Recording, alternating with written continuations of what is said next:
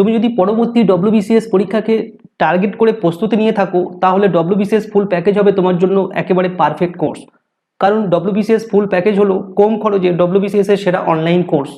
এখানে আমরা 5 ধরনের সাবস্ক্রিপশনে অ্যাডমিশন করাচ্ছি, যার কোর্স ফি যথেষ্টই কম, এবং এখন এটা আমরা বর্তমানে অফার প্রাইসে দিচ্ছি, পরবর্তীকালে প্রাইসটা বেড়ে যেতে পারে। কোর্সের মধ্যে 2000টির বেশি chapter wise recorded class, chapter wise advance study notes এবং 30,000-এরও বেশি MCQ এর মাধ্যমে WBCS এর 100% সিলেবাস কভার করা হচ্ছে। এছাড়াও কোর্সের মধ্যে তোমরা অপশনাল সাবজেক্টের সাপোর্ট, ডিজিটাল ম্যাগাজিনের সাপোর্ট, প্রিভিয়াস ইয়ারের কোশ্চেনের প্র্যাকটিস ক্লাস এবং ইউনিট ওয়াইজ স্টাডি প্ল্যান এবং তার সাথে সাথে ডাউট ক্লিয়ারিংয়ের ফ্যাসিলিটি তোমরা পেয়ে যাবে। কোর্স সম্পর্কে আরও ডিটেলসে জানার জন্য এবং অ্যাডমিশন নেওয়ার জন্য ভিডিওর ডেসক্রিপশন ফলো করো। তাহলে চলো আজকের ক্লাসটি আমরা সম্পূর্ণ দেখে নিই। Hello student, welcome to MH education lab. তো আজকে তোমাদের সাথে স্ট্যাটিক জিকের উপরে যে 500টা MCQ সিরিজ আমরা শুরু করেছি তার আমরা আজকে সেকেন্ড সেট নিয়ে আজকে আলোচনা করব, যেখানে মোস্ট ইম্পর্টেন্ট 25টা কোয়েশ্চেন আছে, যেগুলো এক্সাম পয়েন্ট অফ ভিউ থেকে খুবই ইম্পর্টেন্ট। প্রত্যেকটা কোয়েশ্চেন তোমরা ভালো করে পড়বে, মনে রাখার চেষ্টা করবে, এগুলো যদি পারো এগুলোকে একটু খাতায় নোট ডাউন করে রাখতেও পারো। ক্লিয়ার? তাহলে চলো আজকের ক্লাসটি শুরু করা যাক। আজকের ফার্স্ট কোয়েশ্চেন দাও কি আছে, while several cities in India features the nickname of Golden City, which of them found in the state of Punjab is closer to Lahore, Pakistan than any larger Indian city? তো কিছু কিছু শহর আছে ভারতের মধ্যে যেগুলোকে আমরা কি বলি, গোল্ডেন সিটি হিসাবে আমরা এগুলোকে চিনি। বাট এখানে একটা শহরের কথা বলা আছে যেটাকে বলা হয় গোল্ডেন সিটি, যেটা কিন্তু লাহোর পাকিস্তানের কাছে আছে, আর এটা কিন্তু স্টেট অফ পাঞ্জাবে আছে। সেই সিটির নাম কি? সঠিক উত্তরে যাবে অপশন বি, সেটা হচ্ছে অমৃতসর। তো Amritsar due to the famous golden temple, ঠিক আছে, সেটাকে সেই কারণে এই সিটিটাকে বলা হয় কি গোল্ডেন সিটি। একটু এক্সপ্লেনেশনটা দেখে নাও। এক্সপ্লেনেশনগুলো অতটা কিছু মানে বোঝার নেই, জাস্ট এক্সপ্লেনেশনটা তোমাদেরকে একটা এক্সট্রা ইনফরমেশন দেওয়ার জন্য এগুলোকে শেয়ার করা। তো এক্সপ্লেনেশনটা কী দেখে নাও। While there are several cities in India considered the golden city, Amritsar also features the abode of God, Sri Harminder Sahib, which many refers to the golden temple and which was constructed in the 16th century. The temple is major landmark of Sikh followers. Built around the massive man-made lake, the water of the region are considered holy. তো কিছু কিছু শহর আছে ভারতের মধ্যে যেগুলোকে consider করা হয় গোল্ডেন সিটি, তার মধ্যে অমৃতসরকেও বলা হয় গোল্ডেন সিটি। এখানে শ্রী হরমিন্দর সাহেব, যিনি গোল্ডেন টেম্পল কনস্ট্রাক্টেড শুরু করেছিলেন 16th সেঞ্চুরিতে, আর এটা কিন্তু হচ্ছে একটা বিশাল বড় শিখ ফলোয়ার্সদের একটা ল্যান্ডমার্ক। একটা কিন্তু খুব সুন্দর একটা ম্যানমেড লেক আছে, তার মধ্যে কিন্তু এই গোল্ডেন টেম্পলটি তৈরি করা আছে। এটা কিন্তু কনসিডার করা হয় অ্যাজ আ হোলি ওয়াটার হিসাবেও। ক্লিয়ার? বুঝা গেছে? নেক্সট কোয়েশ্চেন কি আছে, the winter capital of Maharashtra which of these is also known as orange city, not because of its colour and aesthetic but because of its agricultural tendencies. তো মহারাষ্ট্রের একটা শহর যেটাকে আমরা আরেকটি নামে চিনি, সেটা হচ্ছে অরেঞ্জ সিটি হিসাবে। এই অরেঞ্জ সিটি হিসাবে চেনার পিছনে কারণটি হচ্ছে তাদের এগ্রিকালচারাল যে সমস্ত কমোডিটিসগুলো আছে, সেই কমোডিটিস জন্য কিন্তু আমরা চিনি হচ্ছে সেটাকে অরেঞ্জ সিটি হিসাবে। তো মহারাষ্ট্রের সেই জায়গাটির নাম কি? সঠিক উত্তরে যাবে অপশন ডি, সেটা হচ্ছে নাগপুর। তো Nagpur is known for its being of one of country's greenest and most livable destination, partly because of its agricultural sector, well known as biannual Nagpur orange crop. তো নাগপুর হচ্ছে one of the country's greenest and most livable destination, কারণ এখানে কিন্তু agricultural sector কিন্তু প্রচুর agricultural sector এখানে পাওয়া যাবে। আর এখানে কিন্তু বছরে দুবার কিন্তু নাগপুরের যে অরেঞ্জ সেটা কিন্তু ফেমাস, আর এই নাগপুর কিন্তু তাই জন্যই বলা হয় অরেঞ্জ সিটি। ঠিক আছে, এগ্রিকালচারাল টেন্ডেন্সির জন্য কিন্তু এটাকে বলা হয় অরেঞ্জ সিটি, আর তার সাথে অরেঞ্জ ক্রপস যেটা হয় অরেঞ্জ আমরা পাই বছরে দুবার এখান থেকে, সে কারণে কিন্তু নাগপুরকে বলা হয় অরেঞ্জ সিটি হিসাবেও। ক্লিয়ার? নেক্সট কোয়েশ্চন কি আছে, while this city is known as golden city, it is also known as brown city. Which of these Indian location in the third desert is known for its fort and Jain temple? এই শহরটির আরেকটি নাম হচ্ছে golden city এবং আরেকটি নাম হচ্ছে brown city, যেটি কিন্তু থার্ড ডেজার্টে আছে, রাজস্থানের থার্ড ডেজার্টে আছে। সেই শহরটির নাম কি? সঠিক উত্তরে যাবে অপশন বি, জয়সলমের। তো জয়সলমের কিন্তু বিশাল বড় বড় জায়ান্ট টেম্পল এবং ফোর্টসের জন্য কিন্তু জয়সলমের খুব ফেমাস। এটাকে কিন্তু গোল্ডেন সিটি অথবা ব্রাউন সিটি হিসাবেও এটাকে আমরা চিনি। ক্লিয়ার? এটা দেখে নিয়ে পরে a city of brown and gold forts and temple and yellow sandstone, the city is UNESCO World Heritage Site because of its significance in Jainism. The magnificent Jaisalmer fort, which was built in 12th century, which more than the help support of reasoning behind calling Rajasthan the land of kings. তো এই যে শহর, এই শহরটাকে বলা হয় brown and gold forts and temple of yellow sandstone. এটা কিন্তু হচ্ছে UNESCO world heritage site because of its significance of Jainism. এখানে একটা বিশাল বড় একটা সুন্দর ম্যাগনিফিসেন্ট একটা জয়সলমের ফোর্ট আছে, যেটা 12th সেঞ্চুরিতে এটা বিল্ড করা হয়েছে। আর এই সব কারণের জন্যই রাজস্থানকে বলা হয় কিন্তু দ্য ল্যান্ড অফ কিংস হিসাবেও। ক্লিয়ার?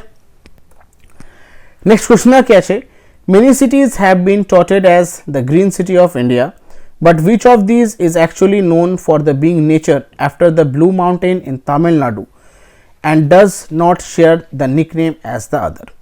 তো অনেক শহর আছে ভারতের মধ্যে যেটাকে বলা হয় গ্রিন সিটি, বাট তামিলনাড়ুর একটা জায়গা সেটাকে বলা হয় ব্লু মাউন্টেন। তো এই ব্লু মাউন্টেন যে নিকনেম, ঠিক আছে, এই ব্লু মাউন্টেন যে নামটি পেয়েছে তামিলনাড়ুর একটা জায়গা, সেই জায়গাটির নাম কি? সঠিক উত্তর হয়ে যাবে অপশন বি, সেটা হচ্ছে নীলগিরি। তো দেখে নিয়ে ব্যাপারে the Nilgiri district in southern India was named after the Strobilanthes flower which takes on the blue hue in the surrounding mountain. It's far from a reason to call the region green. তো Nilgiri district যেটা আছে southern India তামিলনাড়ুতে, তো এই জায়গাটির নামকরণ হয়েছে স্ট্রবেলিন্থেস ফ্লাওয়ারের জন্য, যেটা পাহাড়ের চারিপাশে কিন্তু একটা ব্লু একটা সুন্দর একটা ফুল চারদিকে এটা ফোটে। আর এই কারণেই এটাকে বলা হয় কি ব্লু মাউন্টেন, তামিলনাড়ুর ব্লু মাউন্টেন। আর এর অনেক রিজন আছে এটাকে কিন্তু গ্রিন সিটি বা গ্রিনারির জন্য এই সিটিটা কিন্তু খুবই বা জায়গাটা কিন্তু খুবই ফেমাস। ক্লিয়ার? নেক্সট কোশ্চেন কি আছে, in what time zone of coordinate universal time system are the Andaman and Nicobar island? তো কোন টাইম জোন কোঅর্ডিনেটে আমাদের ইউনিভার্সাল টাইম সিস্টেমের কোন টাইম জোন কোঅর্ডিনেটে আন্দামান এবং নিকোবর আইল্যান্ড পড়ে? সঠিক উত্তরে যাবে অপশন এ, সেটা হচ্ছে ইউনিভার্সাল টাইম সিস্টেম বা ইউটিসি, সেটা হচ্ছে +530। ক্লিয়ার? এটা দেখে নিয়ে ব্যাপারে all of India including the Andaman and Nicobar island is consider part of UTC 530 time zone. This is commonly refer to the Indian standard time. ভারতের প্রত্যেকটা জায়গা আন্দামান নিকোবর কে ইনক্লুড করেও ভারতের যে প্রত্যেকটা জায়গা যেটা ইন্ডিয়ান স্ট্যান্ডার্ড টাইম বা ইউটিসি যেটা আমরা বলি 530, সেই টাইম জোন আন্ডারে এটা পড়ে বা সেই কোঅর্ডিনেটের আন্ডারে এটাই পড়ে। কিন্তু ভারতের মধ্যে কিন্তু আন্দামান নিকোবর আইল্যান্ড, তো সে কারণেই ভারতের যে ইন্ডিয়ান স্ট্যান্ডার্ড টাইমের আন্ডারেই কিন্তু আমরা পুরো ভারতটাকে কনসিডার করি। ক্লিয়ার? চলো নেক্সট কোশ্চেন কি আছে, what town is both the capital of most popular city of Andaman and Nicobar island? তো আন্দামান অ্যান্ড নিকোবর আইল্যান্ড দুটি আলাদা আলাদা, কিন্তু তাদের যে ক্যাপিটাল সেটা কিন্তু একটি। সো সেই শহরটির নাম কি? আর সেটা কিন্তু সব থেকে মোস্ট পপুলার সিটি, সেইটি উত্তর হচ্ছে অপশন বি, সেটা হচ্ছে পোর্ট ব্লেয়ার।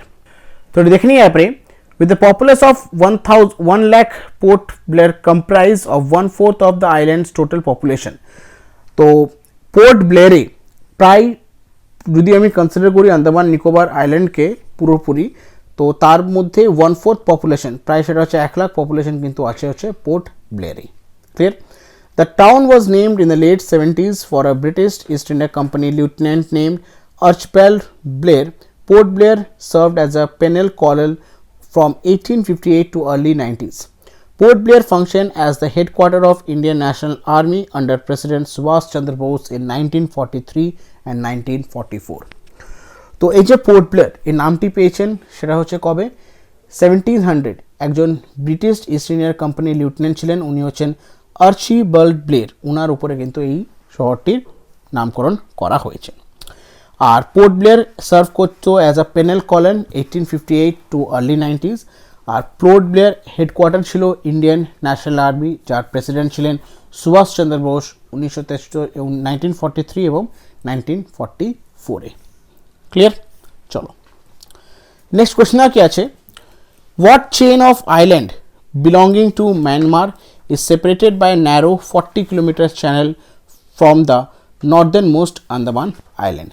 তো ম্যানমারের নিজস্ব একটা চেন অফ আইল্যান্ড আছে যেটা সেপারেট করছে নর্দার্নমোস্ট আন্দামান আইল্যান্ডকে ম্যানমারের থেকে। তো সেই আইল্যান্ডটির নাম কি?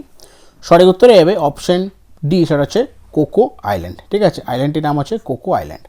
এটা দেখে নিয়ে পরে the Coco channel separates North Andaman Island from Little Coco Island. তো যে কোকো যে চ্যানেল সেটা সেপারেট করছে কি নর্থ আন্দামান আইল্যান্ডকে লিটিল কোকো আইল্যান্ড থেকে, এটি সেপারেট করছে Coco channel. Great Coco Island, located 15 km northeast of Little Coco Island, in a popular nesting ground for green turtles. তো এই যে কোকো আইল্যান্ড বা কোকো চ্যানেল সেটা সেপারেট করে হচ্ছে নর্দার্ন বা নর্থ আন্দামানকে তোমার লিটিল কোকো আইল্যান্ডের থেকে। ক্লিয়ার? চলো নেক্সট কোশ্চেন কি আছে, the Nicobar island comprises an area about 1/4 of the Andaman Island. How many islands are there in the total in Nicobar Island? তো নিকোবর আইল্যান্ডের যে এরিয়া সেটা হচ্ছে কিন্তু 1/4 অফ দ্য আন্দামান আইল্যান্ড। তো নিকোবর আইল্যান্ডে কতগুলো আইল্যান্ড টোটাল আছে? সঠিক উত্তরে যাবে অপশন সি, সেটা হচ্ছে 22 আইল্যান্ড। তো একটু দেখে নিয়ে আপনি, the largest island is great Nicobar which has an area of 1045 kilometers square, about 57% of total area of Nicobar Island. 10 of the 22 islands are uninhabited. The other major Nicobar Islands are Kachal, Kamorota, Nancowry, Trinket and Little Nicobar. তো নিকোবর আইল্যান্ডে সব থেকে বড় যে আইল্যান্ডটি হচ্ছে সেটা হচ্ছে কি গ্রেট নিকোবর, যার এরিয়া হচ্ছে কত 1045 স্কোয়ার কিলোমিটার। ক্লিয়ার? এটা কিন্তু হচ্ছে 57%, মানে অর্ধেক থেকে বেশি কিন্তু নিকোবর আইল্যান্ডকে এটি কভার করছে। তারপরে যেটা হচ্ছে 22টা আইল্যান্ড, তার মধ্যে 10 of 22 আইল্যান্ড আর আনইনহ্যাবিটেড, মানে সেখানে কোনো হ্যাবিটেট পাওয়া যায় না। 22টার মধ্যে 10টা আইল্যান্ড এমন হয় যেখানে কোনো কিন্তু হ্যাবিটেট পাওয়া যায় না। দ্য আদার মেজর যে নিকোবর আইল্যান্ডগুলো আছে সেগুলো হচ্ছে কি কাচল, ক্যামরোটা, ন্যানকৌরি, ত্রিঙ্কেট এবং লিটল নিকোবর। আর সবথেকে বড় নিকোবর আইল্যান্ডে যে আইল্যান্ডটি আছে সেটা হচ্ছে কি গ্রেট নিকোবর, তার যে এরিয়া সেটা হচ্ছে তোমার 1045 স্কোয়ার কিলোমিটার, যেটা হচ্ছে 57%। টোটাল নিকোবর আইল্যান্ডের 57% হচ্ছে একাই তোমার great Nicobar. Clear? Next question কি আছে, in the 1850s the indigenous population of Andaman and Nicobar island came into direct contact with European for the first time. Which of the following ethnic group became extinct before India achieved its independence in 1947? 1850 সালের দিকে যে indigenous population আছে Andaman and Nicobar আইল্যান্ডে, তারা কিন্তু ইউরোপিয়ানদের সাথে direct কন্ট্যাক্টে এলো প্রথমবার। তারপরে ভারত স্বাধীন হওয়ার আগে, ঠিক আছে, কোনো একটা আন্দামান নিকোবরে একটা গ্রুপ, এথনিক গ্রুপ কিন্তু এক্সটিংক্ট হয়ে গেল। সেই গ্রুপটি নাম কি? এর সঠিক উত্তর যাবে অপশন সি, জঞ্জিল। তো জঞ্জিল হচ্ছে একটা এথনিক গ্রুপ, একটা ট্রাইব গ্রুপ, যেটা কিন্তু আন্দামান নিকোবর আইল্যান্ডে পাওয়া যেত, আর 1947 আগেই তারা কিন্তু এক্সটিংক্ট হয়ে গেছিল। এটা দেখে নিয়ে আপনি, newly introduced diseases were probably the major reason for the death of Jangil people. In the 1920s, an expedition attempted to find sign that the Junjil people were still alive, but it was unsuccessful. As of 2007, the Shompen people of the Nicobar Island has a population of about 400 and Jarwa people of Andaman Nicobar a population about 300. The Santhalis people of Andaman Nicobar are very isolated group and their population may be as low as 40 or as high as 500. তো মানা হয় যে জঞ্জিল বলে যে একটা tribe people ছিল, ঠিক আছে, তারা যে নিউলি যে ডিজিজগুলো হওয়ার কারণে কিন্তু তারা 1947 আগে তারা এক্সটিংক্ট হয়ে গেছিল। 2007-এ একটা সার্ভে মতন করা হয়েছিল তোমার আন্দামান নিকোবর আইল্যান্ডে। সেখানে কিছু কিছু ট্রাইব, যেমন শমফেন আন্দামান নিকোবরে প্রায় দেখা যায় 400-র মতন, জারওয়ার আন্দামান নিকোবরের পপুলেশন হচ্ছে প্রায় 300-র মতন, আর সেন্থালিস যে গ্রুপ আছে, সেন্থালিস যে একটা ট্রাইব আছে আন্দামান নিকোবরে, তাদের যদি সব থেকে কম ধরি সেটা হচ্ছে 40, সব থেকে হাইয়েস্ট যদি ধরি সেটা হচ্ছে 500। তো আস্তে আস্তে কী হচ্ছে, দিনের পর দিন কিন্তু আন্দামান নিকোবরে যে ট্রাইবসদের যে পপুলেশনটা কিন্তু সেটা হচ্ছে কি কমছে। ক্লিয়ার? এটা কিন্তু 2007-এর এটার একটা এস্টিমেটেড রেকর্ড। নেক্সট কোয়েশ্চেন কি আছে, on December 26th of the year did the earthquake in the Indian Ocean causes a tsunami that reached height of 10 meter and took lives of 7,000 people of Andaman and Nicobar Island. তো 26 December 2004 আমার সে রাতটা এখনও মনে আছে। এটা ভোরবেলা হয়েছিল, তোমার মোস্ট প্রবাবলি ইন্ডিয়াতে এসেছিলো এই সুনামিটা। সুমাত্রা ইন্দোনেশিয়া সেটা ছিল এপি সেন্টার, যেখানে ভূমিকম্প হয়, জলের নিচে ভূমিকম্প হয়, আর সেই ভূমিকম্প হওয়ার কারণে হিউজ ওয়েভস তৈরি হয়। সেই ওয়েভসটা কিন্তু রাতেই তৈরি হয়েছিল, আস্তে আস্তে আমাদের ইন্ডিয়াতে সেটা সকাল হয়েছিল, সকালে এটা হিট করেছিল আন্দামান নিকোবর এবং Kerala coast, Tamil Nadu coast hit করেছিল, প্রায় প্রচুর ধ্বংস করেছিল। সুনামি প্রচুর নষ্ট করেছিল আন্দামান আর নিকোবর আইল্যান্ডকে, প্রায় শেষ মানে ধ্বংস করে প্রায় সেখানে 7,000-এর থেকেও বেশি কিন্তু পিপল মারা যান, এবং কেরালা তামিলনাড়ু কোস্ট এগুলোতে কিন্তু প্রচুর পরিমাণে কিন্তু ধ্বংস হয়েছিল। এটা ছিল 26 ডিসেম্বর 2004, এখনও ডেটটা আমার মনে আছে। তো সেই সালটা এখানে কথা জিজ্ঞেস করেছে, সেটা হচ্ছে 2004। তো এটা দেখে নিয়ে ব্যাপারে, the 2004 Indian Ocean earthquake created a series of tsunami that claimed approximately 2 lakh lives. The earthquake has a magnitude of 9.2, making it the second largest earthquake ever recorded on seismograph.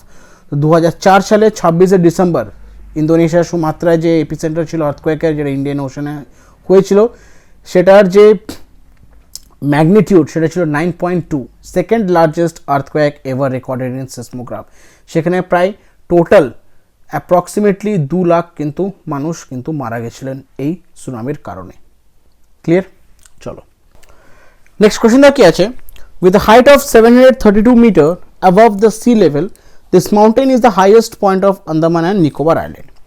তো টোটাল আন্দামান নিকোবর আইল্যান্ড যদি consider করি, তার একটা mountain আছে, তার height হচ্ছে 732 metre. এটা কিন্তু সব থেকে উঁচু জায়গা আন্দামান এবং নিকোবর আইল্যান্ডে। তো সেই জায়গাটির নাম কি? সঠিক উত্তরে যাবে অপশন বি, স্যাডেল পিক। এটা দেখে নিয়ে ব্যাপারে, saddle pick is located near Kalipur beach of north Andaman. Narcomdam is extinct volcano located in the Andaman Sea. Mount Theulier rises 642 meter above sea level and is the highest point of Nicobar Island. মাথায় রাখবে, নিকোবর আইল্যান্ডে যদি highest point বলে সেটা হচ্ছে কি Mount থিউলিয়ার, আর আন্দামান নিকোবর আইল্যান্ডে যদি হাইয়েস্ট পয়েন্ট বলে সেটা হচ্ছে 732 মিটার, সেটা হচ্ছে কি saddle peak. Indira point located on the Great Nicobar island is the most southern point of India. বুঝা গেছে? চলো নেক্সট কোয়েশ্চেন কি আছে, Bangalore is also known as the dash city of India. ব্যাঙ্গালোরকে আরেকটি কোন শহর হিসাবে আমরা জানি? সঠিক উত্তরে যাবে অপশন বি, সেটা হচ্ছে গার্ডেন সিটি। একটু দেখে নিয়ে ব্যাপারে, despite of huge malls, multiplexes and high rising building, there is a lot of greenery in Bangalore. In 1927, the state saw the Silver Jubilee celebration with coronation of King Krishnaraja Vodiyar. It was during this time that several projects to be beautify the city, including the construction of many parks, were undertaken. The presence of the number of green areas, including the Kaban Park and Lalbagh Garden, gives Bangalore the title of Garden City of India. তো ব্যাঙ্গালোরকে আরেকটি নামে আমরা জানি, সেটা হচ্ছে কি garden city of India. এখানে কিন্তু তুমি যদি যাও প্রচুর বড় বড় malls, multiplex, high rising building দেখতে পারবে, কিন্তু তার সাথেও লট অফ গ্রিনারি কিন্তু তোমরা ব্যাঙ্গালোরেও দেখতে পারবে। সিলভার জুবলি সেলিব্রেশনের সময় কিন্তু যখন কৃষ্ণরাজ ভোদিয়ার এসেছিলেন, উনি তখন কিন্তু কিছু প্রজেক্ট শুরু করেছিলেন, যেমন গ্রিন পার্কস, গ্রিন এরিয়াজ, ঠিক আছে, তো তারপর গার্ডেন্স, এগুলো কিন্তু উনি প্রজেক্টে শুরু করেছিলেন। তো তখন থেকেই কিন্তু ব্যাঙ্গালোরকে আরেকটি টাইটেল দেওয়া হয়, সেটা হচ্ছে কি garden city of India. Clear? চলো নেক্সট কোয়েশ্চেন কি আছে, Bangalore has its own palace, the Bangalore palace, which royal dynasty on this palace. তো ব্যাঙ্গালোরে কিন্তু নিজস্ব একটি প্যালেস আছে, সেটাকে বলা হয় ব্যাঙ্গালোর প্যালেস। কোন রয়্যাল ডাইনেস্টির এই প্যালেসটি ওন করতেন? সঠিক উত্তরে যাবে option C, Wodeyar. So the Vodiyar dynasty ruled over the kingdom of Mysore, which includes the city of Bangalore. The Bangalore palace was molded with Windsor Castle in England. However, using Tudor style architecture with battlements, turtle, etc., the palace was originally constructed and renovated Garrett, principal of Central High School, and it was purchased by the king of Mysore, Chamraja Wudiyar in 1844. তো Wudiyar dynasty rule করেছিলেন kingdom of Mysore which include the city of Bangalore. তো the Bangalore palace was modeled with Windsor Castle in England. এটা কিন্তু হুবাহু যে Windsor castle আছে ইংল্যান্ডে তার কিন্তু কিছুটা হলো কপি একটা করা হয়েছিল ক্যাসেলটি, মানে এই ব্যাঙ্গালোর প্যালেসটি বানানোর সময়। আর এই যে প্যালেসটি তৈরি করেছিলেন Garrett, principal of central high school, আর এটি পারচেজ করেছিলেন 1844-এ। উনি ছিলেন কিং অফ মাইসোর চামরাজা ওদিয়ার, ঠিক আছে। উনি কিন্তু 1844 সালে এই প্যালেসটি বা ব্যাঙ্গালোর প্যালেস উনি পারচেজ করেছিলেন কার থেকে? রিভান্দ গ্যারেট, যিনি ছিলেন principal of central high school. Clear, বোঝা গেছে? চলো নেক্সট কোয়েশ্চেন আর কি আছে, Bangalore is known for its film industry, by what name the Bangalore film industry is known? তো ব্যাঙ্গালোরকে জানা হয় ফিল্ম ইন্ডাস্ট্রির হিসেবেও। তো ব্যাঙ্গালোরে যে ফিল্ম ইন্ডাস্ট্রি আছে সেটির নাম কি? সঠিক উত্তরে যাবে অপশন সি, সেটা হচ্ছে স্যান্ডেলউড। তাহলে দেখে নিয়ে ব্যাপারে the Kannada film industry whose headquarter is in Bangalore is known as sandalwood. Because of the predominance of sandalwood trees in the state, Bollywood is in Hindi film industry, Tollywood refers to the Telugu film industry, and Kollywood refers to the Tamil film industry, and sandalwood refers to the তোমার Kannada film industry.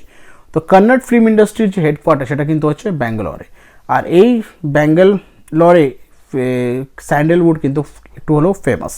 আর এই তাই জন্য যে ব্যাঙ্গালোর যে Kannada film industry আছে সেটার নামকরণ করা হয়েছে কি স্যান্ডেলউড হিসাবে। ক্লিয়ার? চলো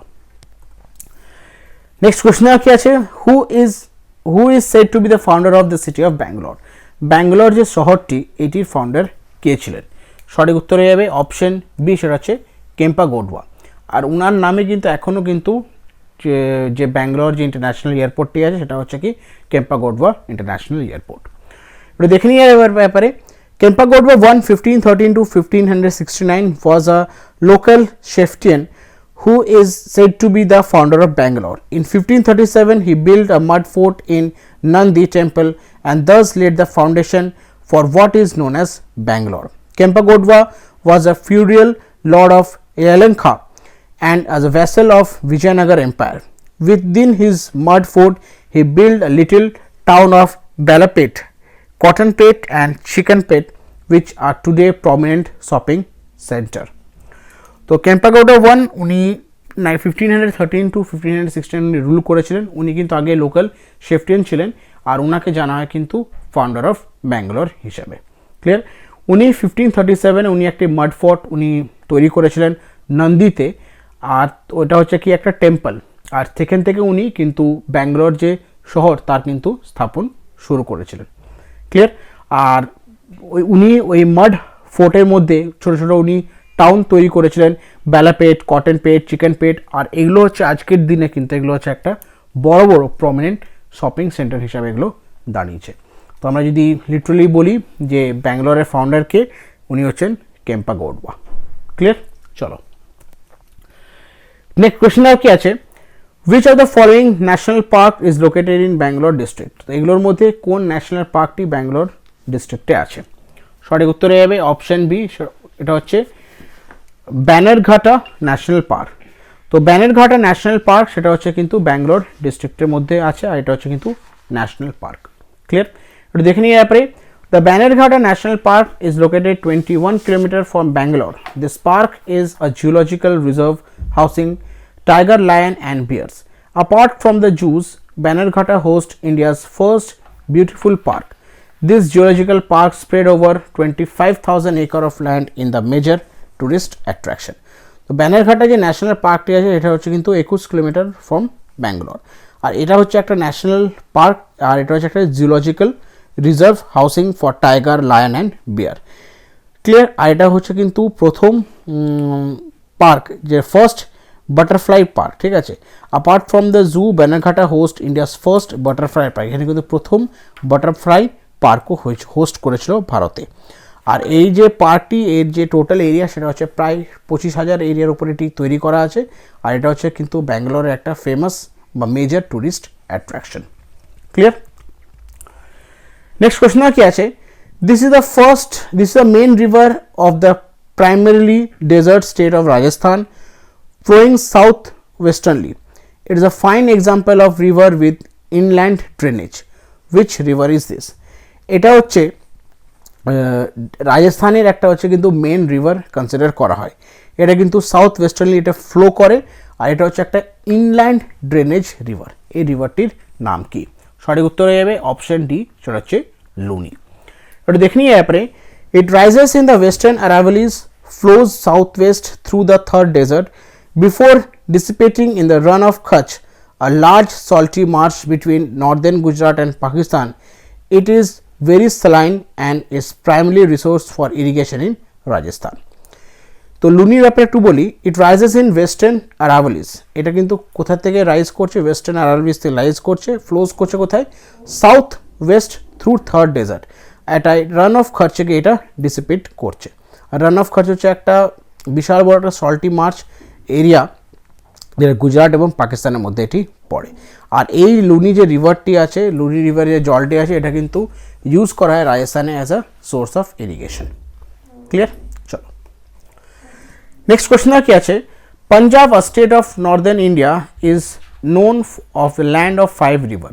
টেল me what are the name of this 5 river. পাঞ্জাবকে বলা হয় 5টা নদীর ল্যান্ড বা ল্যান্ড অফ 5 রিভার্স। এই 5টা রিভারের নাম কি? সঠিক উত্তরে যাবে অপশন বি, চেনাব, রবি, বিজ, ঝেলম এবং সতলেজ। ওটা দেখে নিয়ে এরপরে, the Chenab, Ravi, Beas, Jhelum and Sutlej are the 5 river of Punjab and are responsible for feeding the crops of the region Punjab, India and Pakistan. The river helped the Indian state Punjab have a very high productivity level and in an agricultural sector, and the season what being the self-sufficient of the staple cereal, that is wheat. All these rivers unlimited meet the Indus river which originates near Mansarovar Lake in Tibet, close to the source of the Brahmaputra. তো 5টা river পাঞ্জাবকে বলা হয় land of 5 river. 5টা রিভারের নাম হচ্ছে চেনাব, রবি, বিজ, ঝেলম, সতলেজ। 5টা river কিন্তু সারা বছর খুব ভালো ইরিগেশন ফ্যাসিলিটি দেয় তোমার পাঞ্জাবকে, আর সে কারণে কিন্তু এখানে ফসল কিন্তু খুব ভালো। ওদের যে প্রাইমারিলি যে সেরেল যেটা হচ্ছে হুইট, সেটা কিন্তু খুব ভালো, ওদের স্টেপল ফুড হিসাবে এটা কনসিডার করা হয়। এটা কিন্তু খুব সব থেকে বেশি প্রোডাকশন হয় তোমার পাঞ্জাবে। আর প্রত্যেকটি যে রিভার, এই 5টা রিভার, এগুলো কিন্তু অ্যাট লাস্ট মিট করছে কোথায়? রিভার ইন্দাসে। ক্লিয়ার? চলো নেক্সট কোশ্চেন কি আছে, which of the following river does not meet the Bay of Bengal? এগুলোর মধ্যে কোন নদী বে অফ বেঙ্গলকে মিট করে না? সঠিক উত্তরে যাবে অপশন এ, সেটা হচ্ছে তাপি অথবা তাপ্তি। একটু দেখে নিই এর ব্যাপারে, দ্য ভাইশাই, Mahanadi and the Godavari all flow eastward. 3টে রিভার এখানে বলা হয়েছে, সেটা হচ্ছে ওয়াইগাই, মহানদী এবং গোদাবরী। 3টে রিভারই কিন্তু ফ্লো করে ইস্টওয়ার্ড, emptying themselves into the Bay of Bengal. The Narmada and Tapi, which is also called Tapti by some Indians, are the only major river in India which empty into Arabian Sea. দুটো river, Narmada এবং তাপ্তি বা তাপি, এই দুটো river কিন্তু major river Indian river সিস্টেমের মধ্যে পড়ে, যেগুলো কোথায় ড্রেন করে? সেগুলো হচ্ছে আরেবিয়ান সিতে। ক্লিয়ার? নেক্সট কোশ্চেন কি আছে, this was the first planetarium to be set up in India. কোন প্ল্যানেটোরিয়াম প্রথম সেট আপ করা হয়েছিল ভারতে? সঠিক উত্তরে যাবে অপশন সি, সেটা হচ্ছে বিড়লা প্ল্যানেটোরিয়াম। ঠিক আছে, ওটা দেখে নিয়ে এর ব্যাপারে, the MP Birla planetarium started functioning on 22 September 1962 and was formally inaugurated on July 2, 1963 by the first Prime Minister of India, Pandit Jawaharlal Nehru. With a capacity of 500 people, it is the largest planetarium in Asia. তো MP Birla planetarium যেটি functioning করা শুরু হয়েছিল 22 September 1962 সাল থেকে, আর এটি ইনগ্রেট করা হয়েছিল জুলাই মাসে 2 জুলাই 1963 সালে by our first prime minister of India Pandit Jawaharlal Nehru.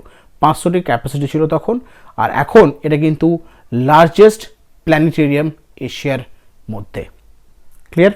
চলো নেক্সট কোশ্চেন কি আছে, the নাইবারহুড of Kumartuli is well known for traditional artisan of dash. কলকাতার কুমারটুলি খুব ফেমাস। এখানে যে ট্রেডিশনাল আর্টিসিয়ানরা আছে তাদের যে হাতের কাজ, ঠিক আছে, তো তাদের কোন হাতের কাজের জন্য তারা কিন্তু সব থেকে বেশি ফেমাস? সঠিক উত্তরে যাবে অপশন ডি, তারা পটার্স। ঠিক আছে, কুমারটুলিতে যে দুর্গা প্রতিমাগুলো হয় সেগুলো কিন্তু বিশ্ববিখ্যাত, খুবই সুন্দর থাকে। ঠিক আছে, তো কুমারটুলির যে ট্রেডিশনাল আর্টিসিয়ানরা আছে তাদের যে হাতের কাজ, মাটির কাজের জন্য তারা কিন্তু খুবই ফেমাস। এটা দেখে নিই এর ব্যাপারে। Potter's known as Kumars work here to create clay images of idols of Kolkata's various festival.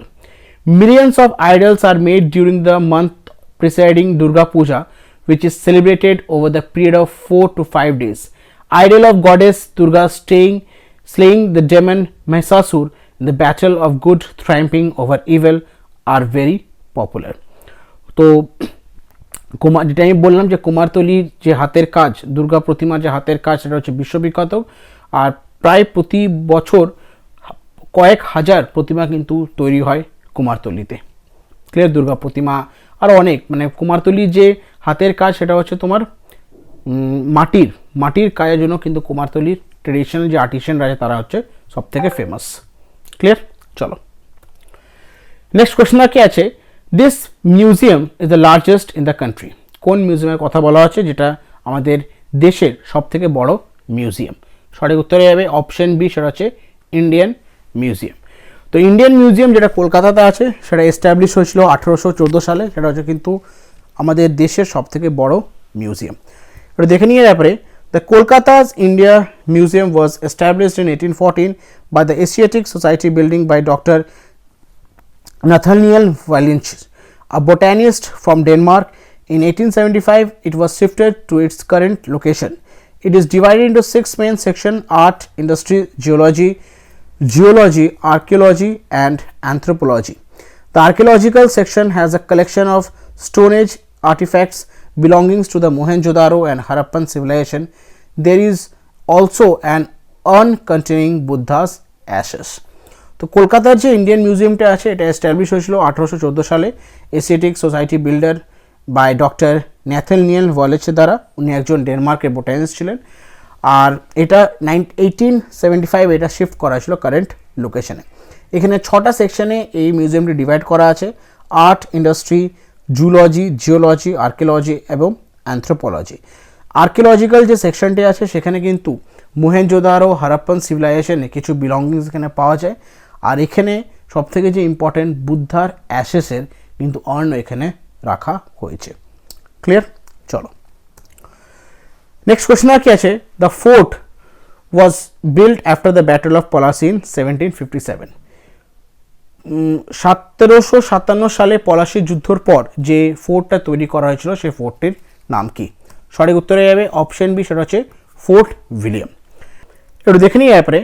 The fort was built in the hamlet called Govindpur after Robert Clive victory over Sirajuddaulah Palasi. It is octagonal with 3 sides facing the river Ganga. In 1928, St. Peter Church was built within the fort. The fort has huge archways, one of which is known as Policy Gate. It is said to be the only fort in the world from where neither a single bullet nor a cannonball has been fired. তো এই যে ফোর্টটি build করা হয়েছিল কোথায়, সেটা হচ্ছে in Hamlet called Gobindapur. এটি Robert Clive যখন ভিক্টরি পেয়েছিলেন সিরাজউদ্দৌলা থেকে পলাশির যুদ্ধে, তখন কিন্তু এই ফোর্টটি তৈরি করা হয়েছিল। এটা হচ্ছে একটা অক্টাগোনাল, আর যার 3 দিকটা ফেস করা আছে গঙ্গাকে। In 1928 saint Peter church was build within this fort. In 1928-এ সেন্ট পিটার চার্চ কিন্তু এই ফোর্টের মধ্যে তৈরি করা হয়েছে। ঠিক আছে, এখানে একটা গেট আছে, সেই গেটটির নাম হচ্ছে পলাশি গেট। আর এটা বলা হয় সারা পৃথিবীর এমন এই একটি ফোর্ট যেখান থেকে কোনোদিনও কোনো বুলেট বা কোনো ক্যানন কিন্তু ফায়ার করা হয়নি। এটা হচ্ছে অ্যাক্টিভ সারা বিশ্বের এমন একটি পোর্ট। ক্লিয়ার? চলো নেক্সট কোয়েশ্চেন আর কি আছে, which was the first hospice set up by mother Teresa in 1952 under the missionaries of charity. Mother Teresa 1952 সালে মিশনারি অফ চ্যারিটি আন্ডারে প্রথম হসপাইস কোথায় সেট আপ করেছিলেন? সঠিক উত্তরে যাবে অপশান সি, সেটা হচ্ছে নির্মল হৃদয়। একটু দেখে নিয়ে ব্যাপারে Nirmal Hriday pure heart was the first home set up by mother Teresa for serving the poor and destitute of Kolkata. তো প্রথম হোম মাদার টেরিজা যে তৈরি করেছিলেন সেটার নাম হচ্ছে নির্মল হৃদয় পিওর হার্ট। যে সমস্ত গরিব বাচ্চারা আছে, যে সমস্ত নিডি পিপলরা আছে, তাদেরকে হেল্প করার জন্য কিন্তু কলকাতাতে এটি তৈরি করা হয়। Shantinagar was founded later as a colony for lepers and Shishu Bhavan for disable orphaned and mental handicapped children.